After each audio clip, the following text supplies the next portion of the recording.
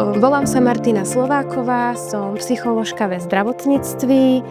Vo svojej práci pracujem najčastejšie s témami, ako sú vzťahové problémy, existenciálne krízy, rôzne závislosti na návykových látkach, alebo pracujem aj s úzkostnou alebo depresívnou symptomatikou.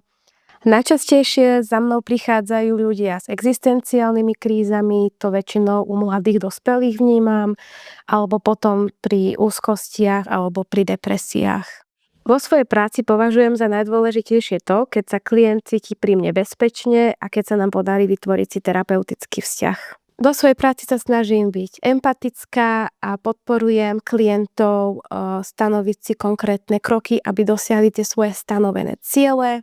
Vždycky ma bavila práca v rámci pomáhajúcich profesí a psychológia bolo niečo, v čom som sa vlastne popri štúdiu alebo popri vlastne práci po štúdiu našla. Pokiaľ hľadáte bezpečný priestor a chcete sa cítiť príjemne, rada vás v Neocentru privítam a rada vás na vašej ceste podporím a doprovediem.